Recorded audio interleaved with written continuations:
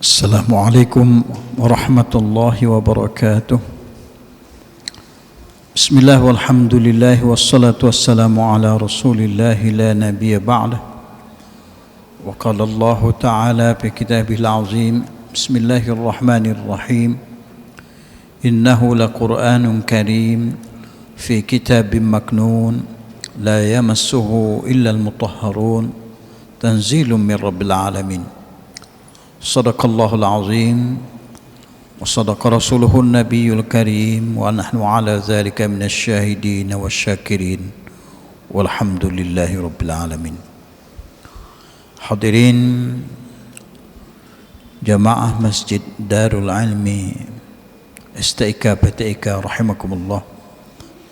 Mari bersama-sama di awal muqaddimah pertemuan kita di malam yang berbahagia ini, sama-sama kita memanjatkan puji syukur kita kehadirat Allah Subhanahu wa taala. Allah Subhanahu wa taala telah memberikan taufik dan hidayah kepada kita untuk dapat melaksanakan taat kepadanya, untuk dapat melakukan ibadah kepada Allah Subhanahu wa taala. Dan kita bersyukur kepada Allah Subhanahu wa taala kita masih diberi kesehatan dan kekuatan untuk hadir di masjid yang berbahagia ini. Mudah-mudahan dengan kita selalu bersyukur dan memperbanyak syukur kita kepada Allah Subhanahu wa taala, Allah Subhanahu wa taala berkenan menambah karunia, rahmat, kasih sayang pada kita semua. Amin ya rabbal alamin. Selawat dan salam mari pula kita kirimkan untuk junjungan alam Nabiur Rahmah, Nabi besar Muhammad sallallahu alaihi wasallam. Allahumma salli ala sayyidina Muhammad wa ala ali sayyidina Muhammad. Mudah-mudahan dengan memperbanyak selawat kepada Nabi sallallahu alaihi wasallam, Allah Subhanahu wa taala berkenan memberikan syafaat pada hari di mana sangat-sangat dibutuhkan pertolongan, yakni di hari berbangkitnya manusia ataupun hari dikumpulkan seluruh manusia di alam akhirat nanti. Sungguhnya agama yang mulia ini menjadi dasar untuk kehidupan manusia berjaya dalam kehidupan dunia ataupun akhirat.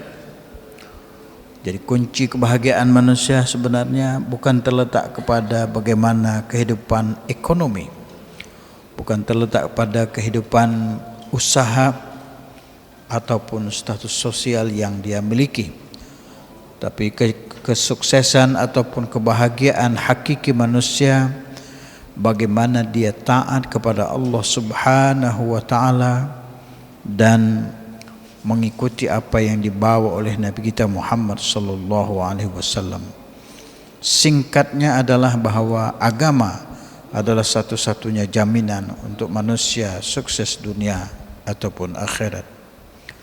Maka oleh sebab itu ketika panggilan seruan untuk melaksanakan salat dikumandangkan, ketika muazzin mengumandangkan kalimat hayya 'alas shalah hayya 'alas shalah, maka di sana ditambah lagi dengan satu kalimat yang diulang dua kali, yakni hayya 'alal falah hayya 'alal falah. Bahwa bukan sekadar agama membawa ataupun mengajak kita untuk melaksanakan ibadah salat, tapi agama juga mengajak kita kepada kemenangan dan kesuksesan untuk hidup.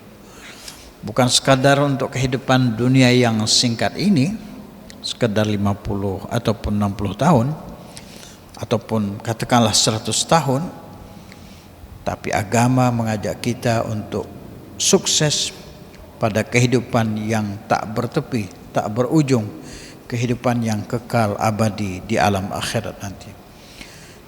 Dinyatakan oleh agama dan Al-Quran Karim bahwa barang siapa yang beriman, beramal soleh, iman yang benar kepada Allah Subhanahu wa taala, amal yang benar sesuai apa yang diajarkan oleh baginda sallallahu alaihi wasallam, maka mereka ini adalah akan menjadi penghuni syurga yang mereka akan kekal abadi di dalamnya untuk selama-lamanya.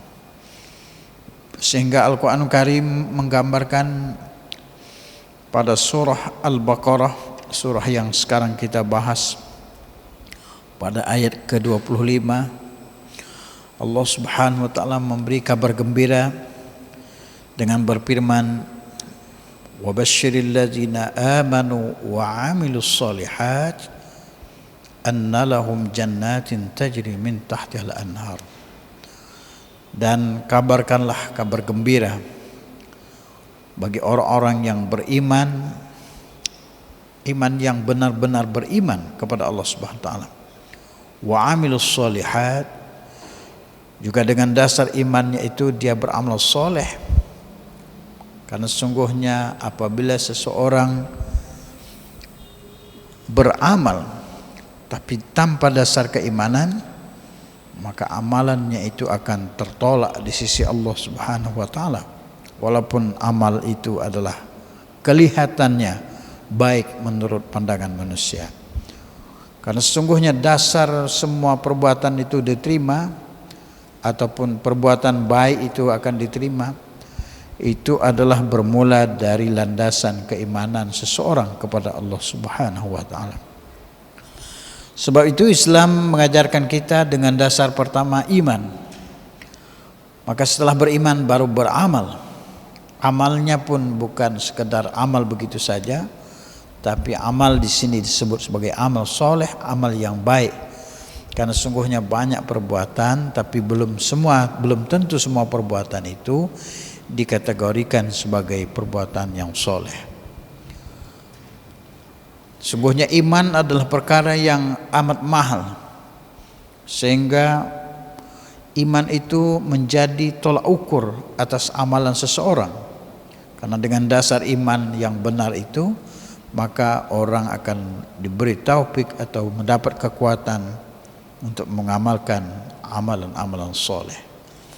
Bagaimana Allah Subhanahu wa taala menjelaskan ayat ini, bahwa orang-orang yang beriman diberi kabar gembira bagi mereka yang beriman dan beramal soleh, bahwa sesungguhnya untuk mereka telah disiapkan surga yang mengalir di bawahnya sungai-sungai. Pada akhir ayat ini Allah Subhanahu wa taala berfirman, wa hum fiha khalidun, dan keadaan orang beriman yang beramal soleh tadi punya kehidupan yang penuh kenikmatan, punya makanan, punya pasangan hidup, punya tempat tinggal yang istimewa di akhirat nanti. Keadaannya itu bukan keadaan yang sementara ataupun sifatnya temporary, tapi keadaannya itu adalah keadaan yang abadi untuk selama-lamanya. Sehingga Al-Quran Karim menggambarkan wahum fiha khalidun. Hadirin bahagia, oleh sebab itu betapa pentingnya iman tidaklah dapat diukur dengan bagaimana keadaan kehidupan seorang berdasarkan ekonomi, status sosial, ataupun bagaimana kedudukannya di dalam masyarakat. Tapi iman itu dapat dilihat bagaimana dapat hadir di dalam dirinya, dalam kehidupannya, dalam kehidupan diri dan keluarganya, agama Allah Subhanahu wa taala. Barang siapa yang diberi karunia berupa iman, maka dia akan diberi karunia berupa amal-amal atas kekuatan imannya itu. Dan begitu pula sebaliknya, barang siapa yang tidak diberi karunia iman, maka kita tidak dapat melihat bagaimana lahir dari dirinya atau dari seseorang itu amalan-amalan soleh. Singkat kata adalah iman adalah menjadi punca dari segala-galanya. Maka insya-Allah pada malam ini kita akan menyambung kajian kita masih seputar bahasan ataupun cuplikan tafsir suratul Baqarah pada kitab tafsir Jalalain, masih juz 1 pada ayat 13, 14 dan seterusnya. Untuk itu sebelum kita memulai majelis yang berbahagia ini, mari sama-sama kita membuka dengan membacakan suratul Fatihah. Mudah-mudahan Allah Subhanahu wa taala berkenan memberikan taufik dan hidayah kasih sayang kepada kita, ampunan, rahmatnya, menambahkan kurnianya kepada kita, menjadikan kita sebagai hamba yang bersyukur dengan karamah dan fadilah suratul Fatihah. Amin ya rabbal alamin. A'udzu billahi minasy syaithanir rajim. Bismillahirrahmanirrahim. Alhamdulillahi rabbil alamin. Ar-Rahmanir Rahim. Maliki yaumiddin. Iyyaka na'budu wa iyyaka nasta'in. Ihdinas siratal mustaqim. Siratal ladzina an'amta 'alaihim ghairil maghdubi 'alaihim waladdallin. Amin. Allah Subhanahu wa taala berfirman pada surah Al-Baqarah, menyambung kajian kita pada minggu yang telah lalu. Pada minggu yang lalu penggalan ayatnya adalah Allah Subhanahu wa taala berfirman,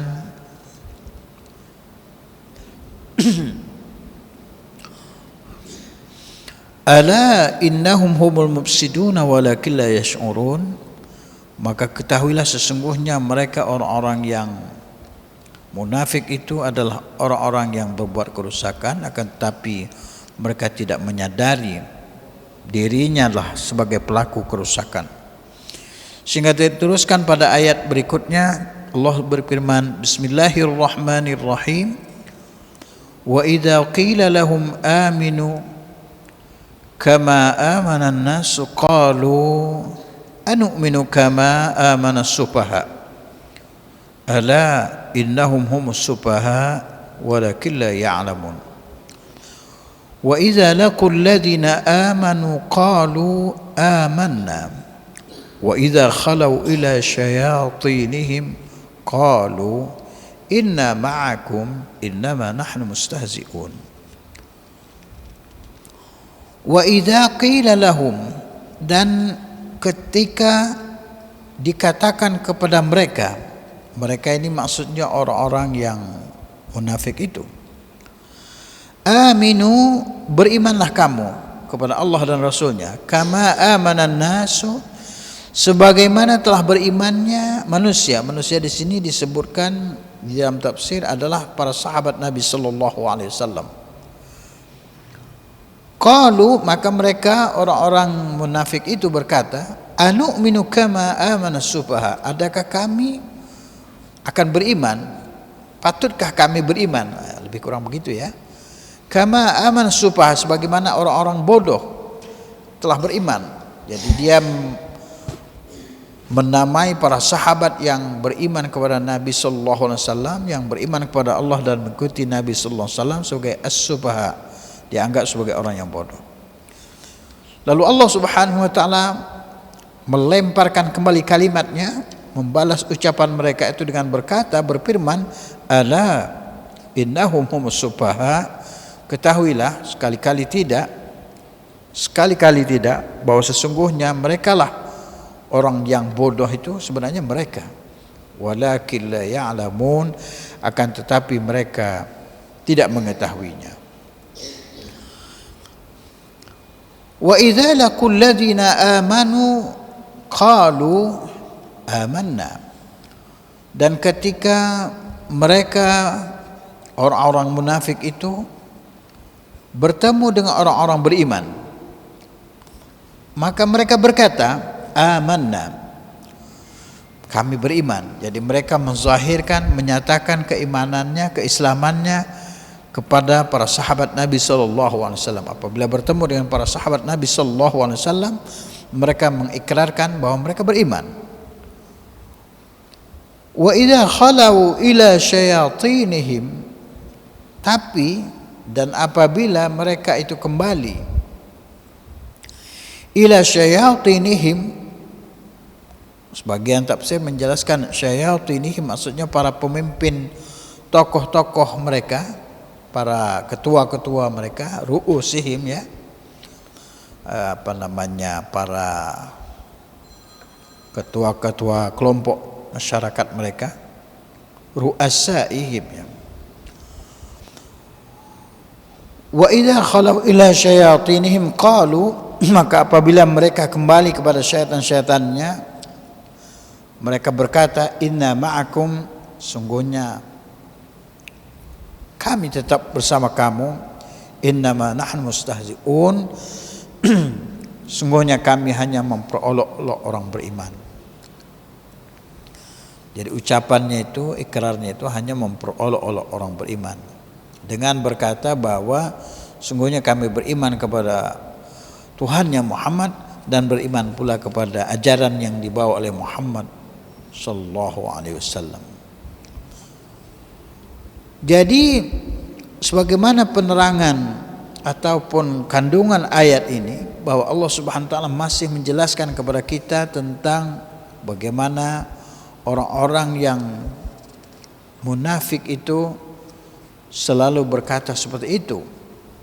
Mereka berkata bahwa sungguhnya apabila mereka bertemu dengan para sahabat Nabi sallallahu alaihi wasallam, mereka akan berkata bahwa kami beriman. Tapi sekiranya mereka telah kembali kepada komunitasnya, kepada kelompoknya, mereka akan berkata, kami tetap seperti dulu, kami hanya memperolok-olok orang-orang yang menjadi pengikut Muhammad sallallahu alaihi wasallam. Ini adalah kalimat yang mereka sampaikan sehingga ditutur ulang di dalam Al-Qur'an Karim oleh Allah Subhanahu wa taala, diturunkan kepada Nabi sallallahu alaihi wasallam sebagai Al-Qur'an Karim, sehingga dapat kita baca bagaimana kata-kata ataupun kalimat-kalimat yang pernah disampaikan oleh orang-orang munafik kepada para nabi, kepada nabi kita Muhammad sallallahu alaihi wasallam maksud saya, dan juga kepada para sahabat baginda sallallahu alaihi wasallam. Jadi kalau mereka itu disuruh beriman, mereka akan berkata, adakah kami harus beriman sebagaimana orang-orang yang bodoh telah beriman? Jadi sahabat Nabi sallallahu alaihi wasallam itu dianggap sebagai orang yang bodoh di sisi orang-orang munafik atau bahkan di sisi orang-orang kafir. Karena dianggap bodoh karena agama yang dibawa oleh baginda sallallahu alaihi wasallam itu menurut mereka menyembah hanya satu Tuhan. Sedangkan mereka orang-orang kafir Quraisy dulunya mempunyai tuhan-tuhan yang bermacam-macam. Kita tahu di dalam perjalanan ketuhanan ataupun perjalanan keyakinan bangsa Quraisy ini kan bermacam-macam, sehingga di Ka'bah itu, di sekitar Masjidil Haram itu banyak patung-patung dulunya yang disembah-sembah oleh para penduduk bangsa Quraisy khususnya, dan umumnya oleh orang-orang yang datang ke Mekah pada musim-musim haji. Jadi musim haji itu ataupun ibadat haji itu sudah ada sebelum adanya agama kita yang mulia ini. Sebelum turunnya syariat Islam ini, ibadah haji itu telah ada sebelum-sebelumnya. Sehingga orang-orang yang datang ke Mekah itu sudah terbiasa sejak dulu. Sampai pada suatu masa datanglah agama kita yang mulia ini dibawa oleh baginda kekasih Allah, junjungan alam Sayyidil Mursalin, Nabi besar Muhammad sallallahu alaihi wasallam. Maka sedikit demi sedikit pelaksanaan haji itu berubah. Bukan berubah tempat ataupun waktunya, tetapi berubah teknik pelaksanaannya, atau dalam istilah kita disebut tata cara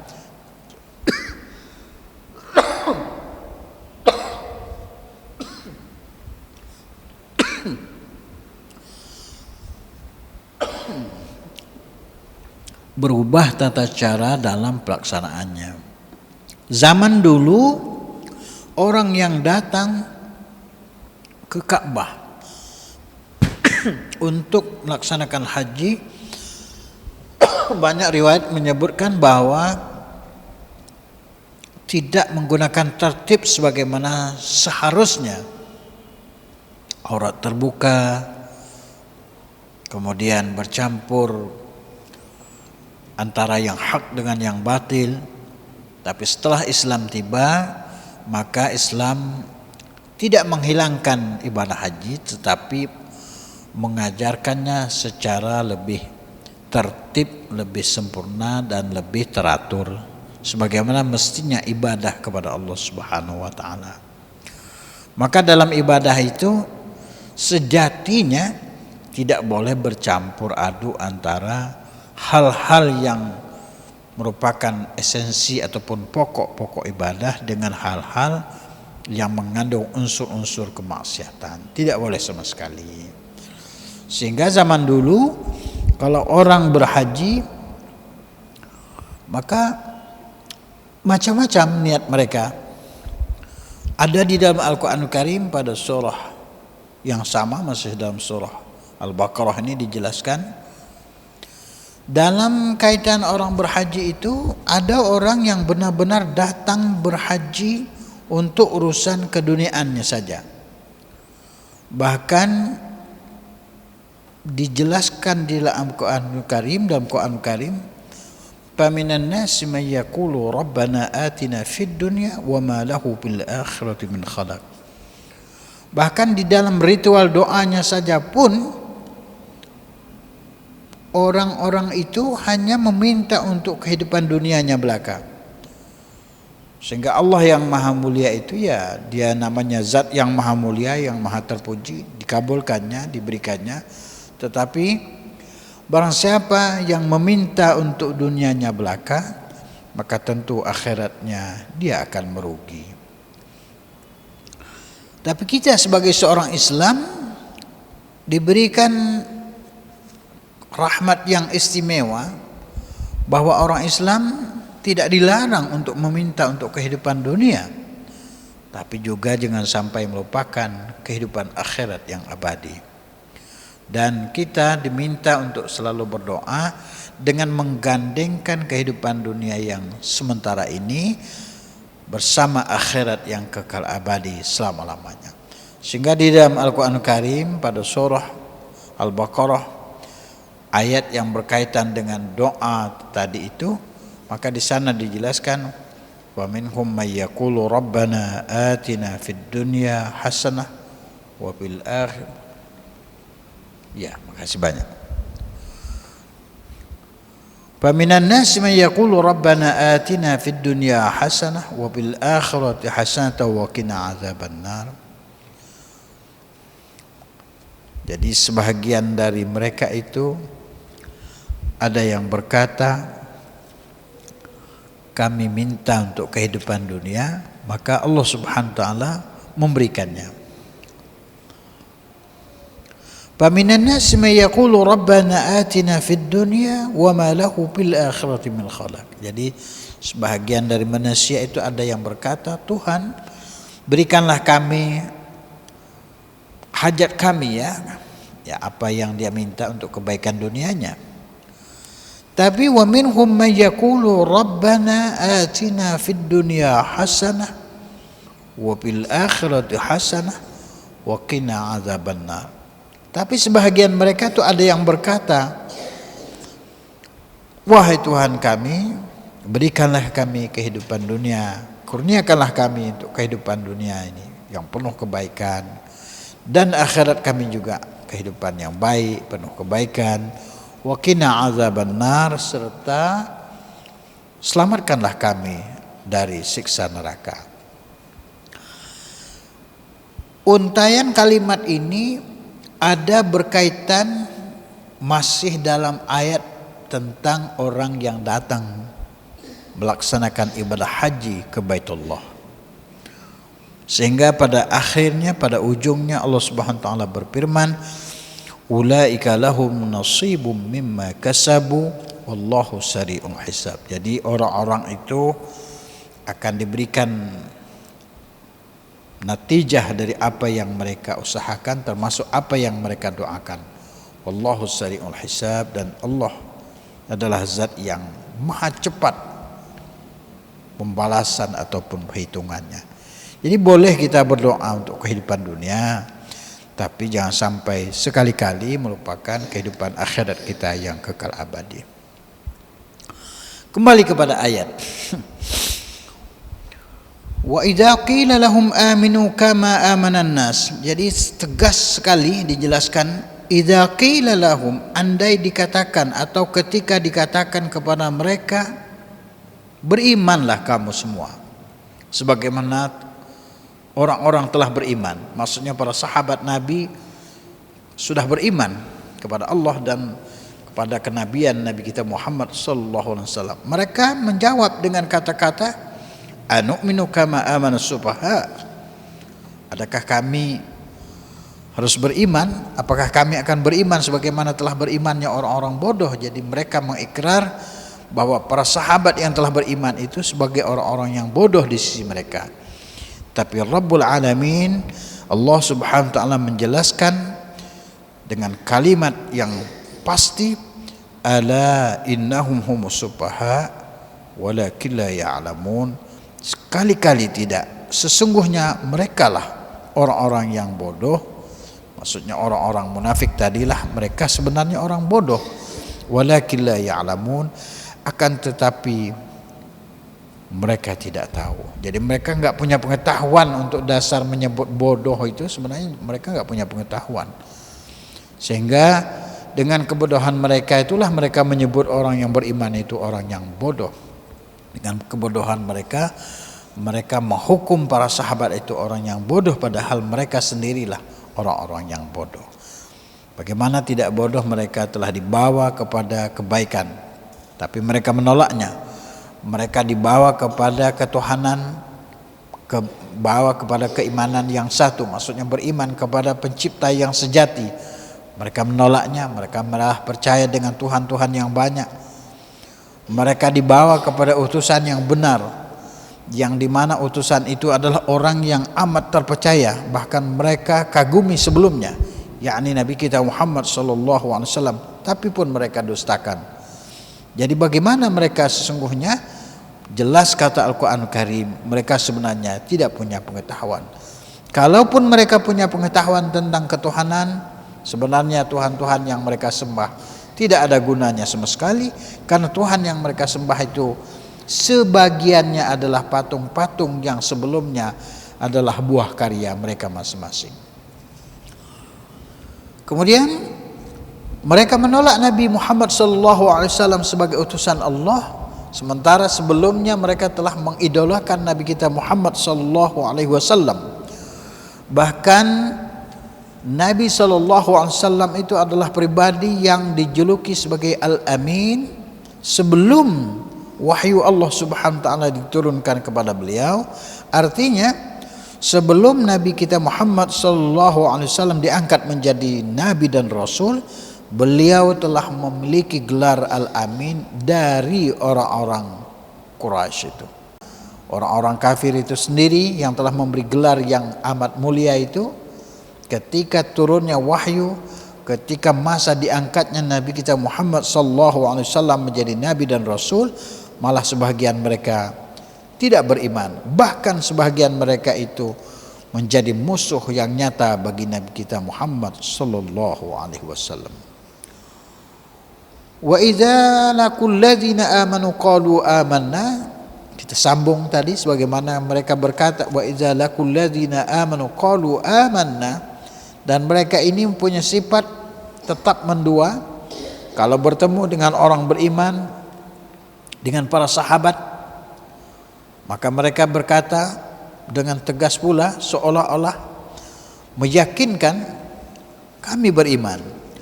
Wa idza khalau ila syayatinihim, tapi ketika dia kembali kepada pemimpin-pemimpin mereka, tokoh-tokoh masyarakat mereka, maka mereka pun berkata, inna ma'akum innama nahnu mustahzi'un. Jadi sungguhnya mereka itu tetap berkata, sungguhnya kami tetap bersama kamu. Sungguhnya kami, ucapan kami tentang keimanan kami di depan sahabat Muhammad itu, ucapan kami tentang keimanan kami di depan para sahabat Muhammad itu adalah sebagai olok-olok kami kepada mereka.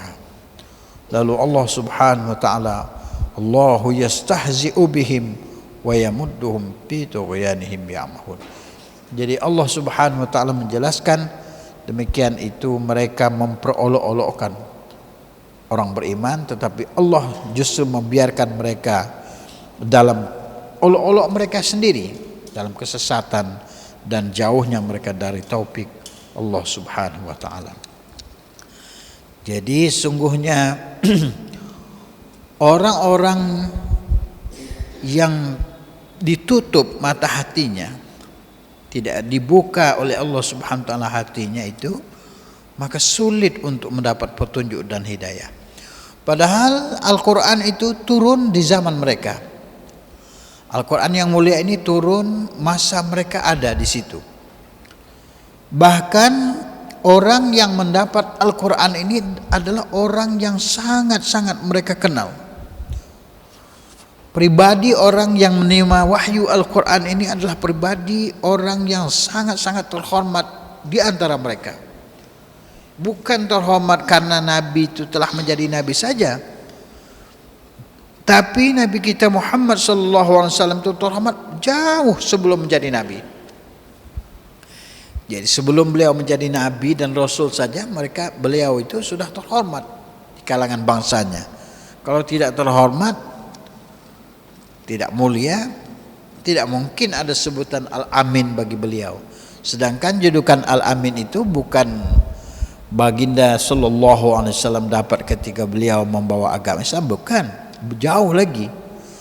Bukan ketika beliau menjadi Nabi baru didapat gelar Al-Amin, bukan. Belum jadi Nabi, masih remaja saja, gelar itu sudah disematkan oleh bangsa Quraisy kepada Nabi kita Muhammad Sallallahu Alaihi Wasallam. Maka dalam sebuah riwayat dijelaskan suatu masa orang-orang di Mekah itu kan memugar Ka'bah. Lalu setiap suku bergotong royong memugar Ka'bah, memperbaikinya, mengadakan renovasi. Terakhir sekali dijelaskan dalam riwayat itu, siapa suku ataupun suku mana yang paling layak untuk meletakkan batu hitam itu yang kita kenal dengan istilah Hajar Aswad itu. Maka semua suku merasa dirinya paling penting, semua suku merasa terhormat, semua suku merasa paling layak untuk melakukan hal yang mulia itu. Oleh karena tidak dapat kesepakatan siapa yang paling layak dan paling pantas, akhirnya mereka bermusyawarah begini saja. Kita akan menunggu seorang yang masuk pertama ke dalam Masjidil Haram, lalu kita minta dia yang meletakkannya, yang mengangkatnya. Ternyata dengan izin dan kehendak kudrat iradat Allah yang maha mulia, masuklah seseorang ke dalam Masjidil Haram itu. Ternyata yang masuk itu adalah Nabi kita Muhammad Sallallahu Alaihi Wasallam. Dari jauh mereka berkata, itu dia Al-Amin, mari kita minta Al-Amin ataupun Muhammad yang melakukan ini. Maka setelah berkata begitu kepada Nabi kita Muhammad Sallallahu Alaihi Wasallam yang waktu itu belum menjadi Nabi dan Rasul, maka Baginda Sallallahu Alaihi Wasallam berkata kepada mereka begini, ambilkan ataupun letakkan batu Hajar Aswad ini di dalam ataupun di atas selembar kain segi 4. Maka setiap seginya itu dipegang ataupun dibawa dan diangkat oleh setiap suku. Jadi ada 4 suku besar di situ. Maka 4 suku besar itu diwakili oleh kepala-kepala sukunya, maka mengangkat batu itu sampai di samping Ka'bah. Timbul masalah baru lagi. Masalah baru adalah siapa yang akan meletakkan Hajar Aswad itu ke tempat semula. Maka dengan izin Allah Subhanahu wa taala yang maha mulia, zat yang maha mengatur segala-galanya, maka semua suku itu, empat suku itu bersepakat. Maka orang yang mereka percayai untuk meletakkan kembali Hajar Aswad itu, mengambilnya dari kain tadi ke tempat, meletakkannya di tempat semula adalah Nabi kita Muhammad sallallahu alaihi wasallam. Inilah beberapa hal yang istimewa yang ada pada junjungan alam kita, kekasih Allah Sayyidul Mursalin, Nabi besar Muhammad sallallahu alaihi wasallam. Hal yang dimana terjadi sebelum lagi beliau menjadi seorang nabi, sebelum beliau menjadi seorang rasul. Sampai di situ pertemuan kita di malam yang berbahagia ini. Insyaallah kita akan bertemu pada malam 2 minggu yang akan datang dengan izin Allah Subhanahu wa taala. Mohon maaf terlebih dan terkurang, khilaf dan salah atas kelemahan dan kekurangan serta kebodohan saya. Semua kebaikan milik Allah Subhanahu wa taala. Wabillahi taufiq wal hidayah.